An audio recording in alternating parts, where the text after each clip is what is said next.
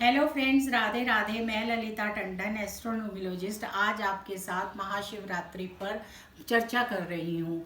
अभी हमने part 1 video में आपसे चर्चा की है, ये पार्ट 2 वीडियो है।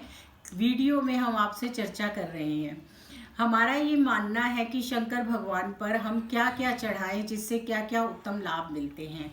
अब आप देखिए, पहले आप जल चढ़ाइए। भोले शंकर बहुत ही भोले हैं, जल से भी प्रसन्न हो जाते हैं। दूध चढ़ाने से हमें बहुत ही ज़्यादा सुख समृद्धि मिलती है। चावल चढ़ाने से भी और चीनी चढ़ाने से भी हमें बहुत ज़्यादा सुख समृद्धि मिलती है। अब कई बार ऐसा होता है कि हम अलग अलग चीज़ें ना चढ़ाकर एक साथ प्रचरामृत चढ़ा सकते हैं।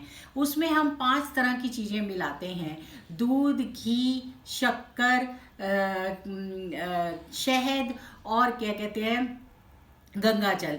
इन पांचों को हम मिक्स करके शंकर भगवान पर चढ़ाते हैं तो हमें हर तरह की निरोगी काया से लेकर हर तरह की सुख समृद्धि मिलती है, क्योंकि शंकर भगवान को पंचामृत बहुत ही पसंद है और उन पर ये चढ़ाने से हमें बहुत लाभ मिलता है।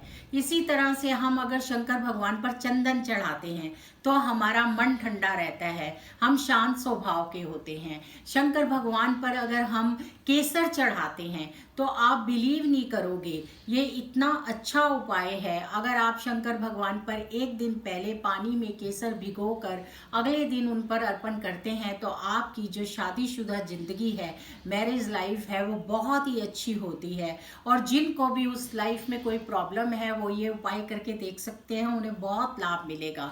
क्योंकि महाशिवरात्रि पास में ही है और आप शिवरात्रि वाले दिन ये उपाय कीजिए, आपको इसका उत्तम लाभ मिलेगा। इसी तरह से अगर हम शंकर भगवान पर बेल पत्ते चढ़ाते हैं, बेल पत्ते चढ़ाने से शंकर भगवान बहुत प्रसन्न होते हैं।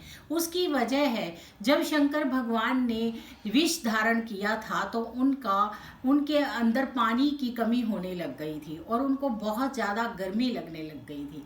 बेल पत्ते ठंडे होते हैं, उन पर बेल पत्ते चढ़ाने से उनको ठंडक मिलती है और आपको उसके बदले में भगवान शंकर की अपार कृपा मिलती है। बेल पत्ते भगवान शंकर को बहुत ही प्रिय हैं, इसलिए बेल पत्ते चढ़ाने चाहिए, लेकिन कोशिश करनी चाहिए कि बेल पत्ते स्वच्छ, सुंदर और अखंडित ना हो। इसी तरह से भगवान शंकर पर आप गन्ने का रस चढ़ाइए, उससे आपको बहुत लाभ मिलेगा। आपको अगर किसी प्रकार का कोई असाध्य रोग है जिससे आप परेशान हैं और वो ठीक नहीं हो रहा है तो आपको शंकर भगवान पर काले तिल चढ़ाने चाहिए। काले तिल चढ़ाने से आपको बहुत ही उत्तम लाभ मिलता है। इसी प्रकार पर उनको ऋतु फल चढ़ाने चाहिए। इस मौसम में बेर बहुत आते हैं और उनको बेर बहुत ही पसंद है। आपको तो पता ही है, नारायण ने जब राम अवतार लिया था तो शबरी ने उनको बेर खिलाया था और लक्ष्मण के बेर ना खाने पर उनको संजीवनी बूटी के रूप में बेर से ही आया था, जिसे हनुमान जी लेकर आए थे और उन्हें जीवन दान मिला था। इसलिए भगवान शंकर को बेर अति प्रिय हैं। आप शंकर भगवान पर बेर चढ़ाकर अपनी हर मनोकामना पूरी कर सकते हैं। इसी तरह उन पर भांग धतूरा चढ़ता है, ये सब चढ़ाने से बहुत लाभ होते हैं। तो अपनी अपनी मान्यताएं हैं, मान्यताओं को मानने में कोई बुराई नहीं है, पर ऐसा मुझे लगता है कि भांग को पीसकर खाना या भांग के पकौड़े खाना ये सब करने की ज़रूरत नहीं होती है। उस काल में, उस युग में, उस समय पर इन सब चीज़ों का क्या महत्व था उसको जानना चाहिए। अगर आप रुद्राक्ष पहनना चाहते हैं तो आप शंकर भगवान पर सुबह रुद्राक्ष रख दीजिए और लिंग पर आप रुद्राक्ष रखिए और अगले दिन जो सुबह जब 3 पहर की पूजा हो जाए तो उस रुद्राक्ष को पहनिए, वो सिद्ध हो जाएगा और आपको उसका अति उत्तम लाभ मिलेगा। इसी तरह से शंकर भगवान के मंत्रों का भी बहुत ही उत्तम लाभ है। अगर आप ओम नमः शिवाय बोलते हैं तो ये पंचाक्षरी मंत्र है और ये बड़ा ही सिंपल और सुंदर मंत्र है। इस मंत्र को बोलने से किसी भी प्रकार की कोई प्रॉब्लम नहीं है, आप बोल सकते हैं और इसका जाप करने से आपको अति उत्तम लाभ मिलता है। इसी तरह से भगवान शंकर का महामृत्युंजय जप है, उसको भी पढ़ने से आपको निरोगी होते हैं। आपके ऊपर कोई भी कितना बड़ा कष्ट क्यों ना हो, कोई मुकदमा हो, किसी तरह की कोई टेंशन हो, अगर आप उसका 1.25 लाख जाप करते हैं तो आपको बड़ा ही लाभ मिलता है।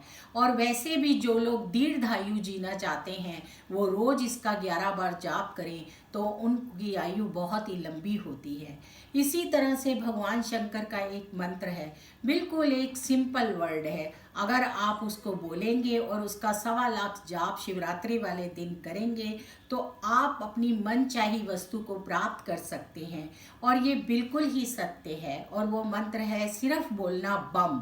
आपने 1.25 बार बम वर्ड को यूज़ करना है, उसका जाप करना है, तो आप जो भी आपकी मनोकामनाएं हैं आप उनको पूरा कर सकते हैं। शंकर भगवान बहुत ही भोले हैं, बहुत ही ज़्यादा सरल हैं। वो भक्तों से बड़ी जल्दी प्रसन्न हो जाते हैं। वो तो ये भी नहीं देखते हैं, आपने कितनी कथाएं सुनी होंगी कि कोई उसके लिंग पर चढ़ गया और वो प्रकट हो गए, उन्हें लगा कि इसने तो मुझे अपने आप को ही मुझे अर्पण कर दिया है। भगवान शंकर इतने ज़्यादा निर्मल और सरल हैं, हमें ये देखना चाहिए क्या हम अपने जीवन में निर्मल और सरल हैं। सबसे उत्तम भगवान शंकर को आग अगर अर्पण करना चाहते हैं तो अपना सरल स्वभाव अर्पण करिए। आप किसी की निंदा मत करिए, किसी की चुगली मत करिए और किसी का भी बुरा मत सोचिए। फिर देखिए आपकी की हुई पूजा आपको 100 गुना ज़्यादा क्या 1000 गुना, लाख गुना ज़्यादा उत्तम फल देगी। हमारे यहाँ पूजा का बहुत महत्व है। रोली मोली हम बहुत तरह की पूजा करते हैं और हर तरह से भगवान शंकर को रिझाते हैं और माँ गौरा पार्वती को रिझाते हैं। इसी तरह से शंकर भगवान जो हैं वो इतने सरल हैं, जब उन्होंने अपनी अमर कथा कही तो सुखदेव जी ने सुन ली और माँ के गर्भ में जाकर 16 साल बैठ गए। अब कुछ लोग 11 कुछ 13 कहते हैं, क्योंकि उन्होंने उनकी संजीवनी कथा सुन ली थी, अमर कथा सुन ली थी। अब फिर बाद में शंकर भगवान को समझाया तो वो बड़ी जल्दी मान गए और फिर माँ के गर्भ से सुखदेव जी ने जन्म लिया। और उसके बाद आज हम घर घर भागवत सुनते हैं, घर घर कितना मोक्ष को प्राप्त करते हैं। इसलिए शंकर भगवान को बहुत ही ज़्यादा अच्छे तरीके से, शुद्ध भाव से, निर्मल भाव से चढ़ाया हुआ एक लोटा जल का भी बहुत है। भगवान शंकर लाल चंदन से भी बहुत प्रसन्न होते हैं। उन्हें सफ़ेद चीज़ें चढ़ाई जाएं, सफ़ेद भोग लगाया जाए, वो उन्हें अति प्रिय है। शंकर भगवान को खीर अति प्रिय है, वो खीर का भोग लगाकर बहुत ही प्रसन्न होते हैं और भर पेट खीर खाते हैं। उन्हें दूध से भी बहुत प्रिय लगता है। आपको तो ये भी कथा पता है कि उन्होंने क्षीर सागर ही दे दिया था। दूध उन्हें बहुत प्रिय है। आप दूध जरूर शंकर भगवान पर चढ़ाइए, लेकिन आप शिव महापुराण में अगर पढ़ें तो उसमें लिखा हुआ है कि उतना दूध चढ़ाएं जो शिवलिंग पे चढ़े और उसको एक लोटे में ले लें। उसका एक बूंद भी नीचे नहीं करना चाहिए, व्यर्थ नहीं जाना चाहिए। दूध एक अमृत है और उसी को प्रसाद के रूप में ग्रहण करना चाहिए। और दूध को एक और बात मैं आपको बताना चाहती हूँ कि दूध को कांसे के बर्तन में डालकर शंकर भगवान पर कभी मत चढ़ाइए, वो विष बन जाता है। उसको हमेशा से चांदी के या स्टील के बर्तन में डालिए। कांसे के बर्तन मतलब तांबे के बर्तन में, तांबे के बर्तन में डालकर कभी नहीं चढ़ाना चाहिए। तांबे के बर्तन में अगर आपने चढ़ाना है तो आप सिर्फ जल चढ़ाइए, दूध नहीं चढ़ाइए। और महाशिवरात्रि के पर्व को बड़ी धूमधाम से मनाइए और अपनी हर मनोकामना पूर्ण कीजिए। रात्रि में आप जितनी देर जाग सकते हैं, जितनी देर कर सकते हैं, उतना मंत्रों का जाप कीजिए और मंत्रों की जाप से अपने कार्य सिद्ध कीजिए। अगर आप भजन कीर्तन करते हैं तो भी बहुत अच्छा है। आप मंत्रों को अगर म्यूजिक के तौर पे करते हैं तो भी अच्छा है।